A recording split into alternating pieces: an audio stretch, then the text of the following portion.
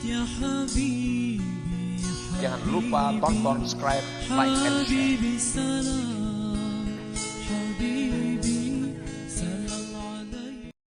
Bismillahirrahmanirrahim. Alhamdulillahi Rabbil Alamin. Tabarakalladzi biyadihil mulku wa huwa ala kulli syai'in qadir. Alladzi khalaqal mauta wal hayata liyabluwakum ayyukum ahsanu amala. Wa huwal azizul ghafur. Ashhadu an la ilaha illallah wa ashhadu anna Muhammadar Rasulullah. Allahumma salli wa sallim wa karrim wa azim wa barik ala sayyidina Muhammad wa ala ali sayyidina Muhammad. Amma ba'du. Jamaah Darul Maghfirah, tanpa terasa waktu terus berjalan. Dari 2001 sekarang kita berada di 2022 bulan Januari. Semakin hari waktu terus berjalan. Sebenarnya kita semua ini berjalan menuju titik akhir yang disebut dengan kematian. Itulah tujuan kita. Kita ini hidup menuju mati. Bab dunia ini, kata Nabi, kun fid dunya ka'annaka gharib aw 'abirus sabil. Jadilah engkau di alam di dunia ini seperti orang yang asing atau orang yang menyeberang jalan. Orang yang menyeberang jalan tidak akan berhenti di tengah jalan, akan menyeberang, akan melewati dunia. Dan dunia ini bukan tujuan kita, tapi ujian. Alladzi khalaqal mauta wal hayata liyabluwakum ayyukum ahsanu amala. Allah menjadikan kematian untukmu. Allah menjadikan kehidupan untukmu untuk menyeleksi, untuk menguji siapa yang terbaik amalnya. Dan penentuan bahagia tidaknya kita ketika berada di alam barzakh ada dua tempat. Ada sijil, tempat azab dan siksa bagi orang yang durhaka setelah dia tinggalkan dunia, namanya alam barzakh, alam azab, alam siksa, liang daripada liangnya api neraka sampai menunggu tibanya kiamat, namanya sijil, penjara azab, penjara api, penjara penuh binatang buas sebisa bagi orang yang durhaka waktu hidupnya di dunia. Tapi ada juga namanya illiyin, tempat kenikmatan, tempat kebahagiaan.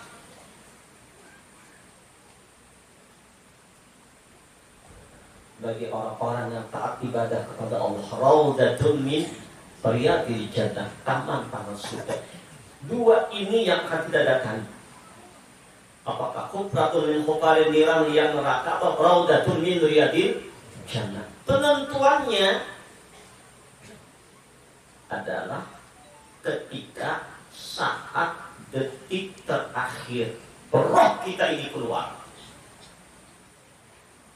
Apakah husnul khotimah atau su'ul khotimah?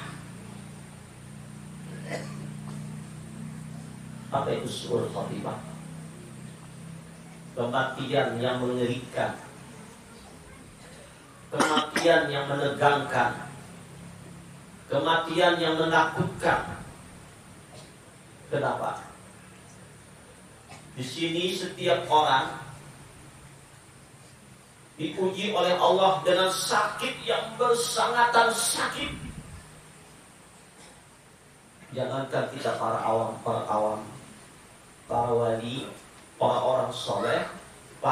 Nabi pun merasakan bagaimana pedihnya al-maut. Ketika Allah menanya kepada Nabiullah Musa, rohnya Musa, "Hai Musa, bagaimanakah keadaanmu saat engkau rohmu diambil oleh malakatul maut?"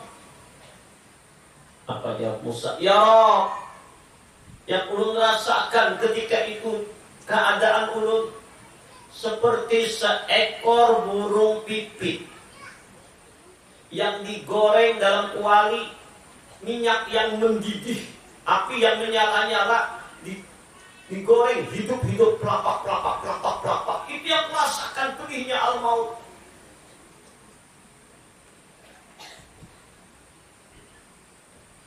Bunda Maryam, wanita suci, dan dapat hadiah makanan dari surga. Bunda daripada Nabiullah Isa alaihissalam. Ketika Nabiullah Isa menanya kepada mamanya, "Ma, bagaimanakah pedihnya al-maut yang mama rasakan?" Apa jawab Siti Maryam? "Nah, pedihnya al-maut yang mama rasakan seperti kambing dikuliti hidup-hidup."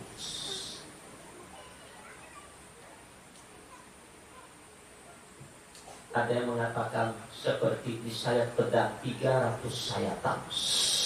Sekali sayatan sudah pedih, ini 300 sayatan. Itu pedihnya al-maut.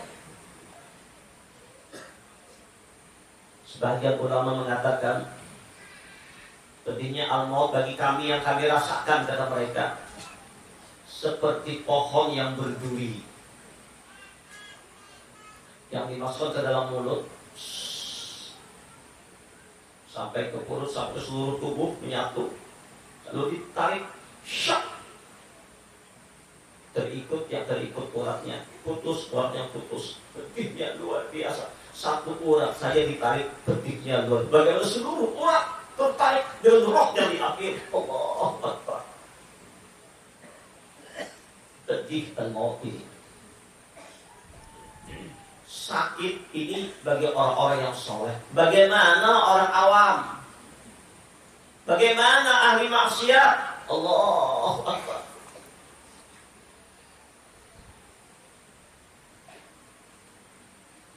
Haus, kelewat haus.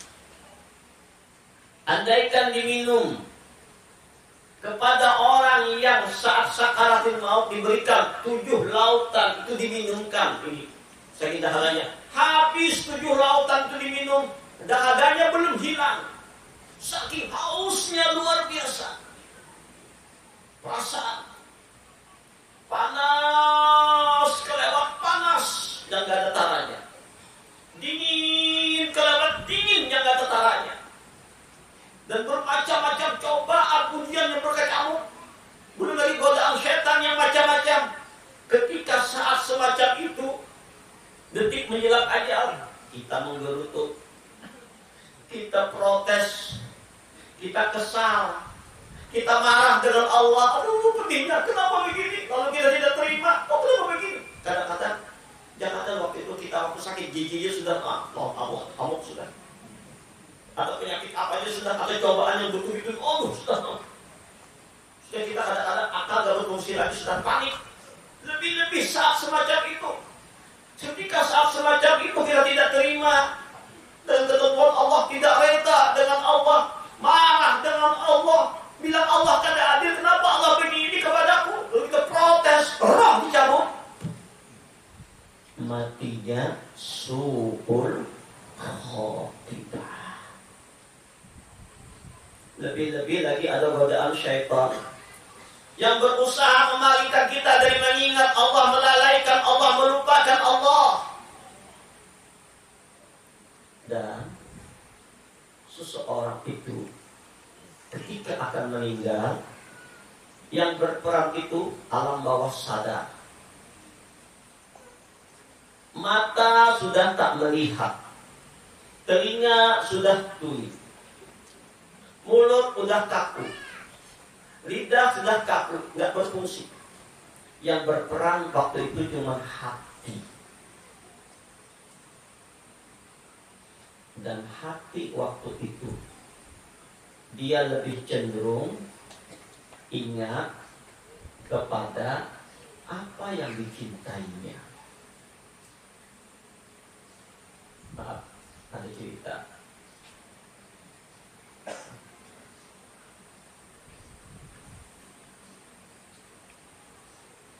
Ada yang penjual sate.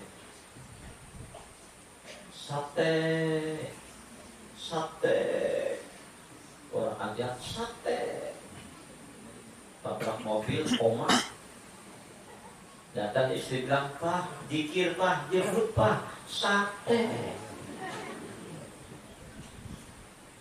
Sampai sate. Ada orang menjual durian naik kendaraan bawa mobil, kendaraan durian, lontong pakai, keselip, roboh, koma sih. Disahabat apa? Tampakin durian, tampakin. Kok kenapa itu disebut? Bab hati ini kayak teko. Kalau teko itu diisi air putih, keluarnya air putih. Kalau diisi kopi, keluarnya kopi. Diisi susu, keluar susu. Diisi air zam-zam, keluar air zam-zam. Makanya Pak, hati diisi lawan duit. Hadap meninggal mengingat duit. Kalau hati diisi dengan langsat, tanjung langsat, langsat. Ada diisi dengan sarang burung pipit, walet yang diingat. Jadi apa yang ada dalam diri ini, itulah yang keluar waktu saat kita sakaratil maut. Allahu Akbar. Maka itu Nabi berdoa kepada Allah, ngajarin kepada kita satu doa. Ya muqallibal qulub, tsabbit qalbi ala dinika wa ala ta'atika. Ya Rabb, wahai Allah yang membolak-balik hati, tetapkan hatiku ya Allah dalam taat ibadah kepadamu, dalam agamamu, dalam ibadah kepadamu, dalam taat kepadamu, dalam rida kepadamu ya Allah, dalam berserah diri kepadamu ya Allah. Yang membolak-balik hati itu Allah. Maka itu kita berdoa kepada Allah agar wafat kita dalam keadaan husnul khotimah.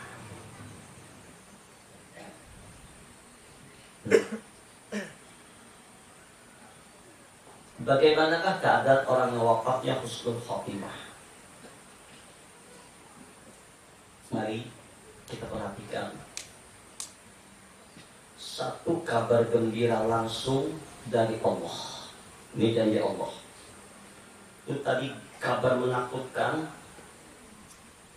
kabar khauf kepada seorang hamba agar berhati-hati, jangan merasa aman dari murkanya Allah. Selalu meminta kepada Allah. Yang paling ditakutkan oleh para nabi-nabi, oleh para wali-wali, kalau matinya dalam keadaan su'ul khotimah. Godaannya luar biasa, cobaannya luar biasa. Kalau tidak tolong Allah waktu itu, rahmat Allah kepada kita, oh sudah buyar iman kita. Syaitan menggoda bermacam-macam, buyar, lepas iman. Tapi hanya dengan tolong dan rahmatnya Allah. Ya Allah biha, ya Allah biha, ya Allah bihusnil khotimah.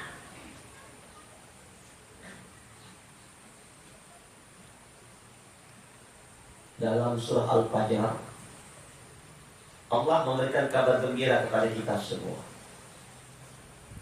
Ya ayyatuhan nafsul mutmainnah, irji'i ila rabbiki radiyatan mardiyah, fadkhuli fi ibadi wadkhuli jannati. Mari kita tadabburi, kita resapi ayat Allah ini. Ya ayyatuhan nafsul mutmainnah, hei jiwa yang mutmainnah.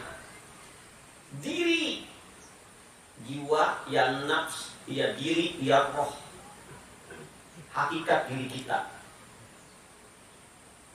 Hei jiwa yang mutmainnah, jiwa yang tenang, tentram, mutmainnah. Irji'i ila rabbiki radiyatan mardiyah. Ayo, ya Allah, kembali kepada Rabbmu dengan ridha dan diridhai. Di sini tidak disebut mati, tapi kita kembali kepada Allah. Sekian lama kita merantau di perantauan di kampung, rindu pulang ke kampung halaman kita. Mana kampung halaman kita? Kembali ke Allah. Kata kita, inna lillah, dari Allah asalnya, wa inna ilaihi raji'un. Kita kembali kepada Allah. Allah panggil dengan panggilan indah. Ya ayyatuhan nafsul mutmainnah. Hai jiwa yang tentram, hai jiwa yang mutmainnah. Irji'i ila rabbiki radiyatan mardiyah. Kembalilah kepada Allah dengan ridha dan diridai Allah. Fadkhuli fi ibadi. Masuk, berkumpul dengan golongan hamba-hambaku.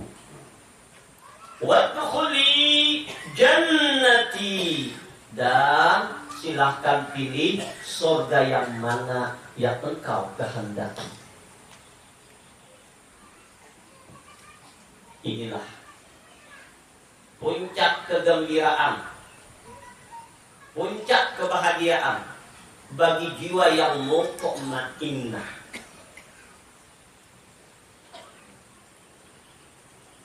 Dipanggil dengan hati yang lapang. Ketika dia meninggal, dia senang, dia lapang, dia gembira, dia ridha, dia bahagia. Sakit, pedih dirasakan, tapi dia ridha menerimanya.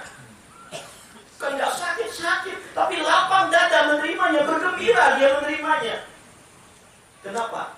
Disinilah letaknya saat sakaratil maut, hendaklah kita husnuzan billah, baik sangka kepada Allah. Di sini para jamaah letakkan husnuzan billah. 3 hari sebelum Nabi wafat berwasiat, janganlah kalian meninggal dunia karena Nabi dalam keadaan baik sangka kepada Allah. Walaupun sakit kita rasakan, pedih kita rasakan waktu saat sakaratil maut, maka berbaik sangka kepada Allah. Kenapa? Rasul pernah mengkabarkan kepada kita, idza aradallahu bi'abdihi al-khaira ajjala lahu al-uqubata fid dunya.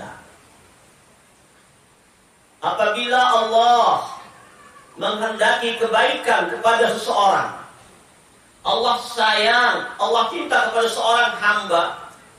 Yang namanya manusia nggak ada yang sempurna. Tentu ada hilafnya, ada salahnya, ada tertinggal sholatnya, ada buruk sangkanya dengan Allah, ada bermacam, ada dosa zahir, ada dosa batin, macam-macam ada. Kecuali bagi Rasul, Allah sayang, Allah cinta kepada hamba itu, Allah maha tahu keadaannya, maka Allah segerakan, Allah bersihkan di dunia ini dosa-dosanya sebelum dia wafat. Dengan apa? Didatangkan cobaan, didatangkan ujian, didatangkan penderitaan-penderitaan yang menimpa kepadanya. Sesungguhnya, ujar Rasulullah, ada kalanya satu dosa yang tidak dapat dihapus dengan sholat, dengan puasa, dengan zakat, dengan haji, dengan zikir, dengan amal. Tapi dengan Allah datangkan cobaan berupa fitnah orang, tapi dia tidak menerima. Qalu inna lillahi wa inna ilaihi raji'un. Ini dari Allah datangnya dan mengembalikannya kepada Allah. Ridha dia menerimanya. Sakit datang menimpa, ujian datang dari Allah, ridha dia menerimanya. Pengkhianatan diterimanya, dia ridha menerimanya. Haknya diambil orang, sudah ke pengadilan, tetap dimenangkan yang salah, dia ridha menerima darimu ya Allah. Dan bermacam-macam cobaan ujian, ini namanya ujian Nabi, kafaratul bidzunub, cara Allah untuk membersihkan dosa.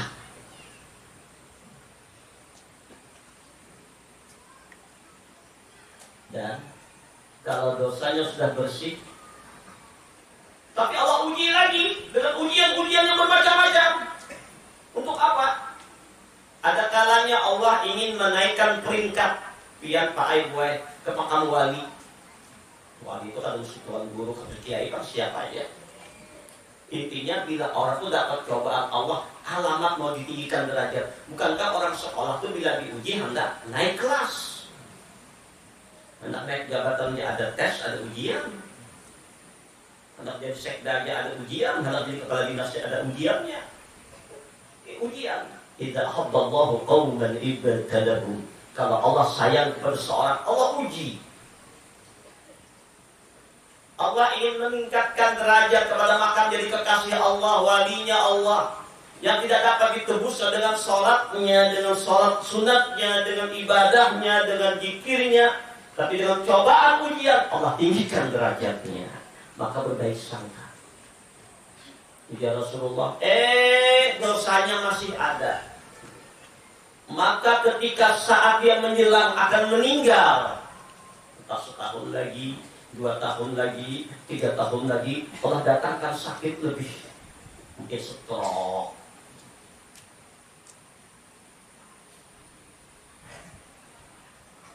pakumaan terbakar, langsung dimakan tikus kepala hirang, macam-macam cobaan. Untuk apa? Pembersihan dosa. Ada langgaring itu ini. Ujar Nabi, dosanya masih ada. Ketika saat sakaratil maut, Allah, hati-hati, perhatikan. Allah perberat pedihnya al-maut itu. Allah buat sakit yang bersangatan. Allah buat sulit sakaratil mautnya. Tapi dia berbaik sangka bahwa ini adalah bagian cara Allah membersihkan dosa. Maka diperberat, dipersulit saat roh itu keluar. Ketika rohnya keluar, dosanya habis, langsung ke surga. Jadi pedihnya al-maut yang dirasakan itu sesungguhnya adalah cara Allah pembersihan, penggosokan bersih, maka langsung ke surga. Maka ketika itu menimpa kepada kita, sakit yang bersangatan waktu sakaratul maut menimpa kepada kita, maka ridha, ikhlas, baik sangka kepada Allah bahwa ini cara Allah membersihkan dosa-dosaku. Terus dikir terus di hati Allah. Baik sangka sampai rohmu keluar, dosamu dibersihkan oleh Allah.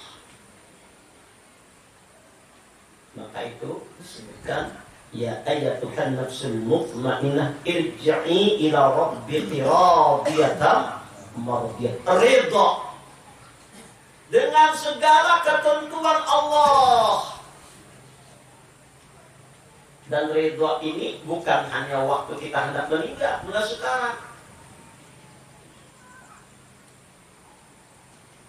Nah, siapakah jiwa yang mutmainnah itu? Jiwa yang mutmainnah itu dalam ayat yang lain diungkapkan oleh Allah. Alladzina amanu wa tatma'innu qulubuhum bi dzikrillah. Ala bi dzikrillah tatma'innul qulub. Adapun orang-orang yang beriman, ketenangannya, ketentramannya, kebahagiaannya, hiburannya dengan zikrullah, dengan berzikir kepada Allah. Ini orang beriman. Arti zikir apa itu? Luas. Datang ke majelis ilmu, terus zikir mengingat Allah, majelis ilmu, senang. Ada majelis pengajian, yasinan, senang. Senang dalam zikrullah, senang mengingat Allah. Ala bi dzikrillah tatma'innul qulub. Ya Allah. Yang menciptakan hati itu Allah. Dan Allah mengkabarkan obat ketentraman jiwa, obat hati itu dengan zikrullah, dengan mengingat Allah.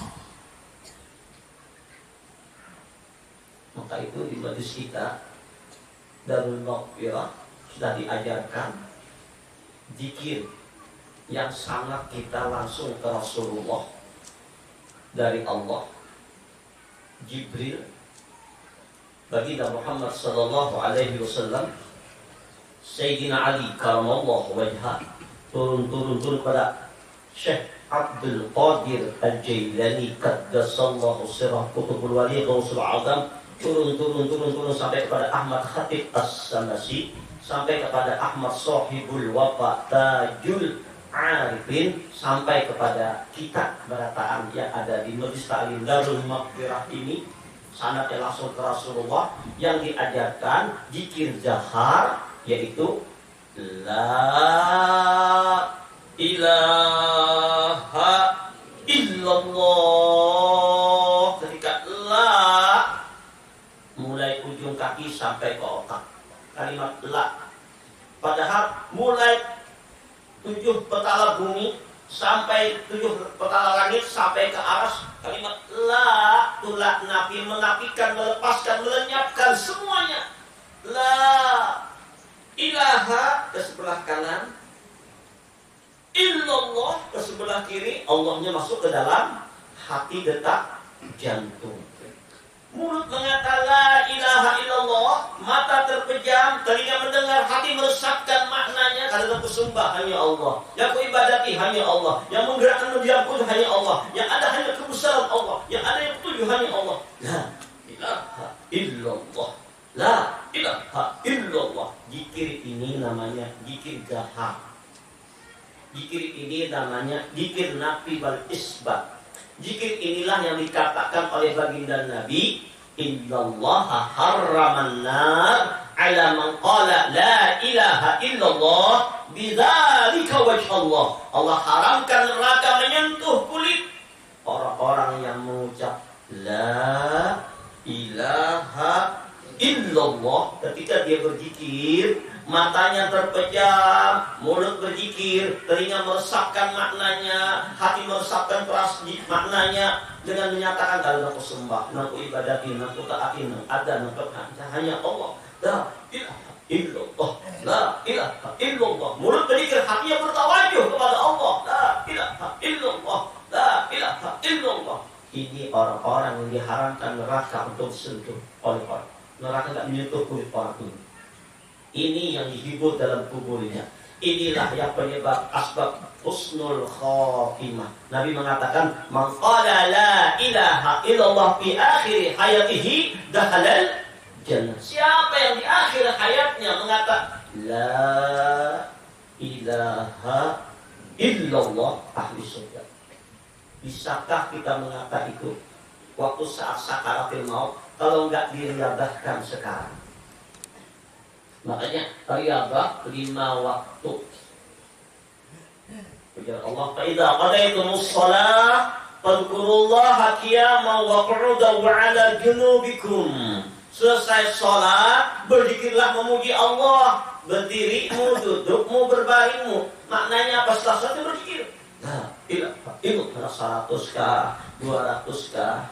Tujuan zikir ini adalah nafi isbat, nafi la ilaha, menafikan, melepaskan segala sesuatu, melepaskan dunia dalam perasaan, melepaskan harta, pangkat, kedudukan, pikiran, macam-macam, melepaskan diri. Illallah, yang kutuju hanya Allah, yang kucintai hanya Allah, yang ada hanya kebesaran. La ilaha illallah, la ilaha illallah. Nah, zikir ini menenangkan hati. Biar sakit hati, buai. Abahnya kada simbulikan seminggu.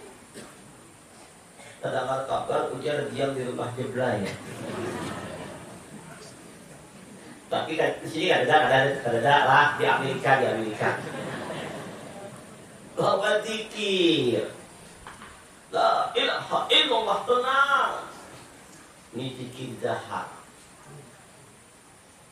Berbanyak zikir ini. Kemudian zikir yang kedua yang diajarkan oleh guru kita dari Allah, Jibril, Rasulullah, Sayyidina Abu Bakar Siddiq, Syekh Bahauddin An-Naqsabandi, Ahmad Sahibul Wafa Tajul Arifin, sampai kepada kita semua sanadnya.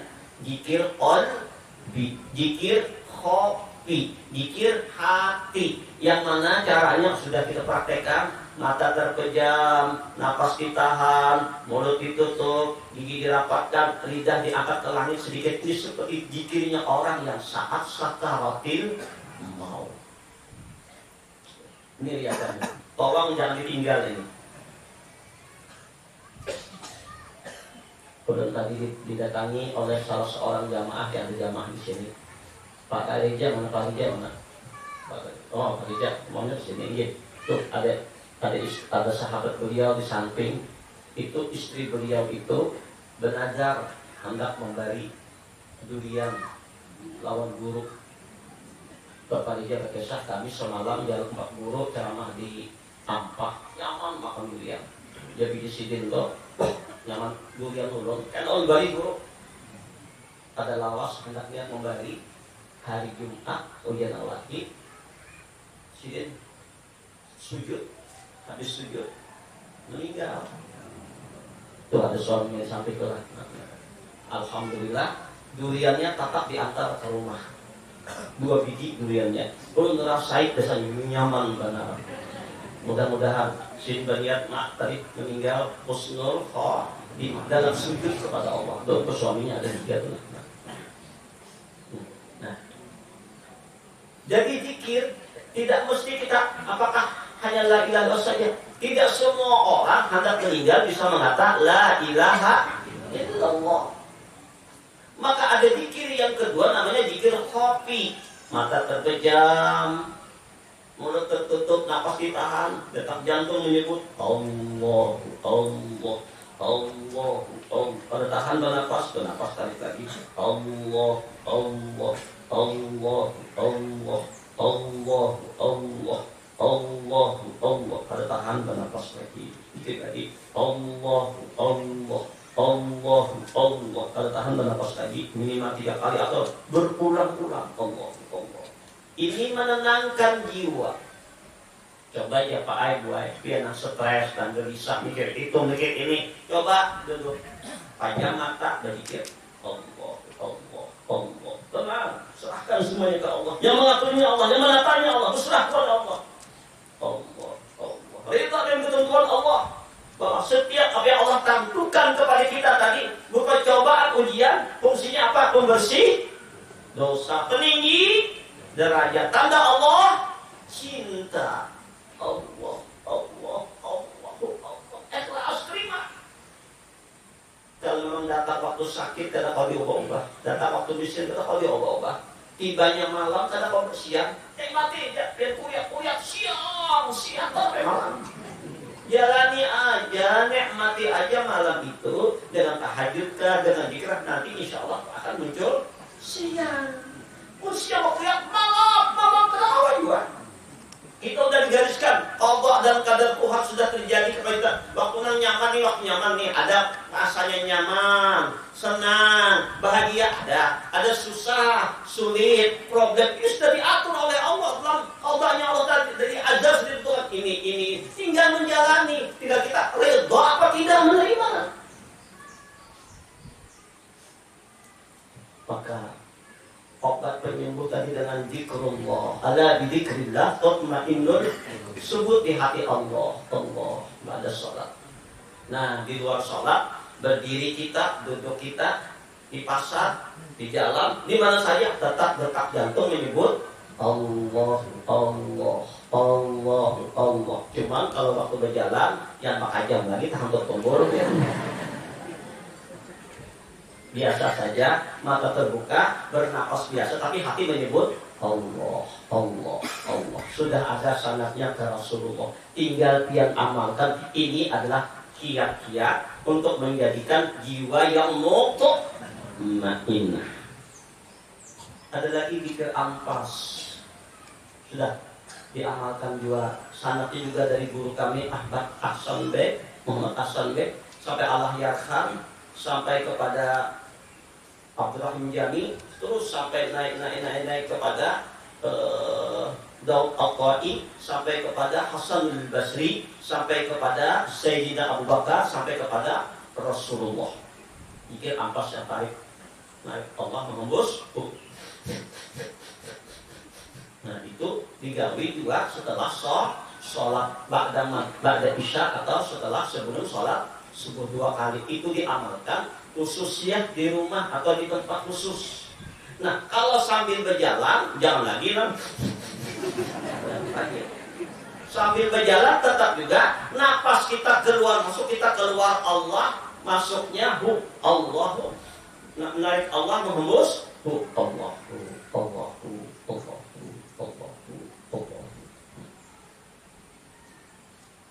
Ini amaliyah yang non-stop 24 jam.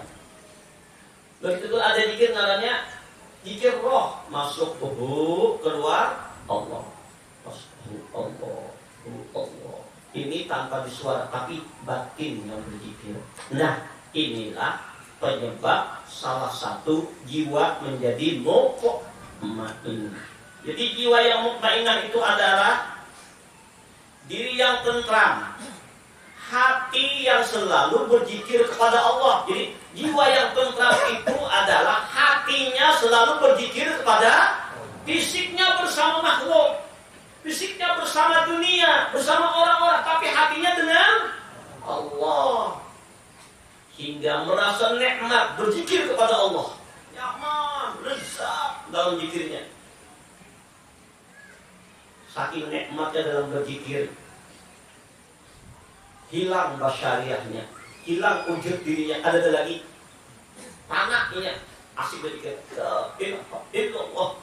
Kan kita sudah kaji, ada ikat muqtadi, la ilaha illallah, la ma'budu bihaqqin illallah. Ada nama sembah hanya Allah. La ilaha illallah tingkat kedua mutawassit, la maqluba bihaqqin.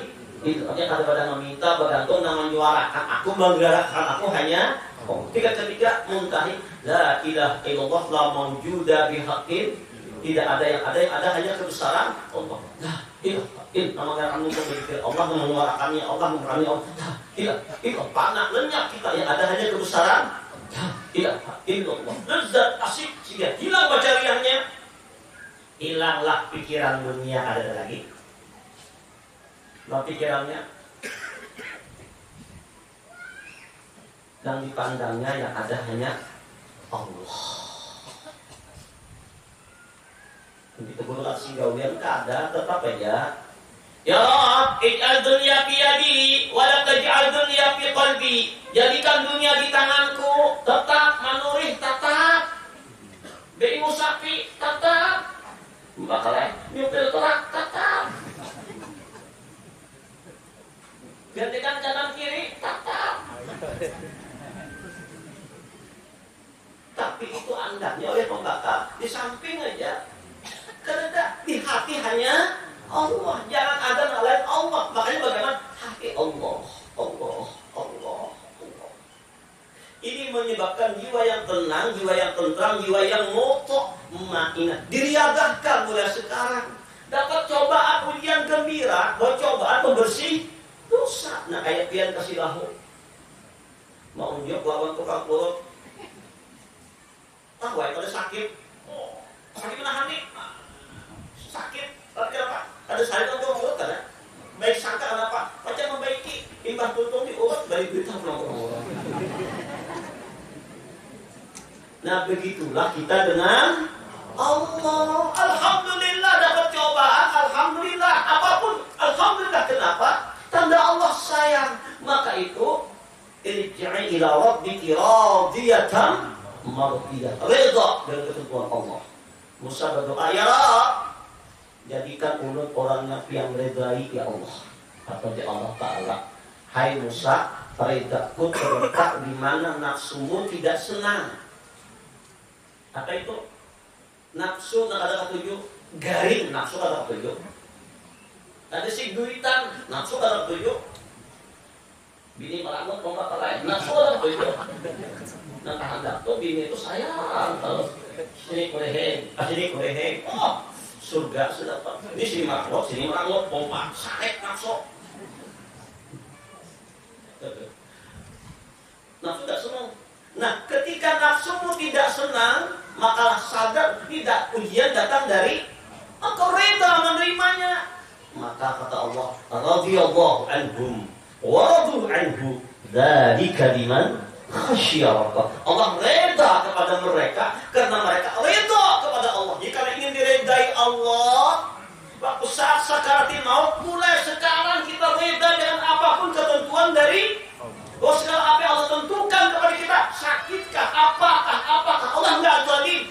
Cara Allah membersihkan dosa, cara Allah meninggikan derajat. Dunia ini bukan tempat kesenangan, tempat kesenangan di akhirat. Allah ingin menempatkan saudara tinggi kita, maka diuji di dunia ini. Dan ujian yang terberat itu adalah baginda Muhammad Rasulullah.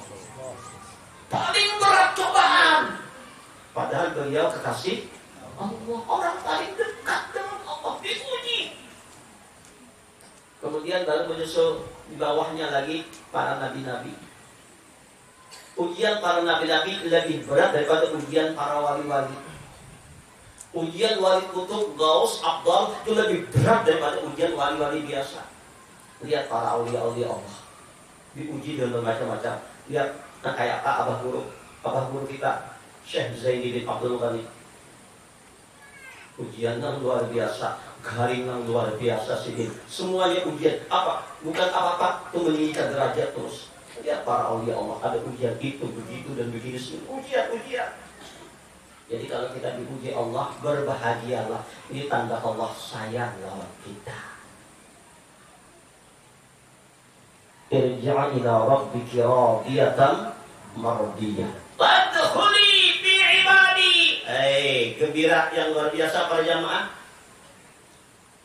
Kita nanti ketika meninggalkan dunia ini, Allah bilang, masuklah dalam golongan hambaku. Mana hamba Allah? Kita di alam barzakh nanti tidak sendirian. Siapa bilang sendirian? Kita bersama para nabi. Apa dalilnya? Quran. Wa may yuti'illaha wa rasulahu fa ulaika ma'al ladzina an'ama Allahu 'alaihim minan nabiyyin was-siddiqin wasyuhada'i was-salihin wa hasuna ulaika rafiqa. Dzalika fadlun minallah wa kafa billahi 'alima.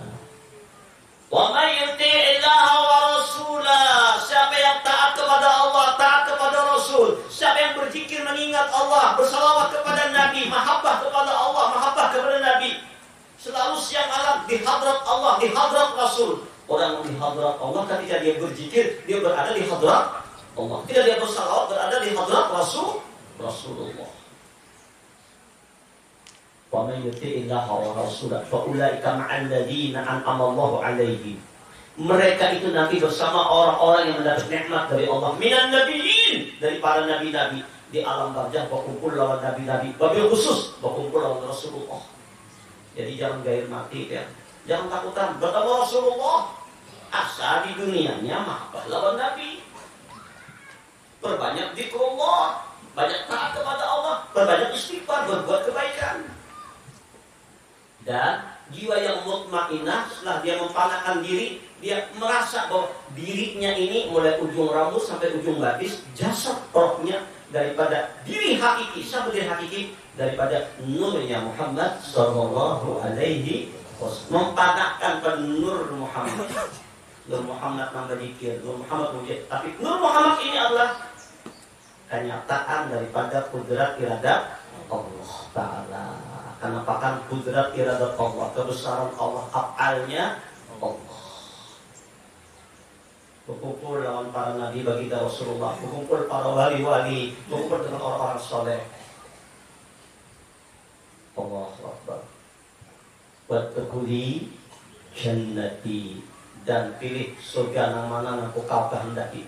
Surga sesungguhnya adalah di alam barzakh kita lezat bermesraan dengan Allah. Ini jiwa yang mutmainnah. Mudah-mudahan Allah jadikan kita menjadi jiwa yang mutmainnah. Mudah-mudahan wafat kita semua dalam keadaan husnul khotimah. Jangan lupa tonton, subscribe, like, and share.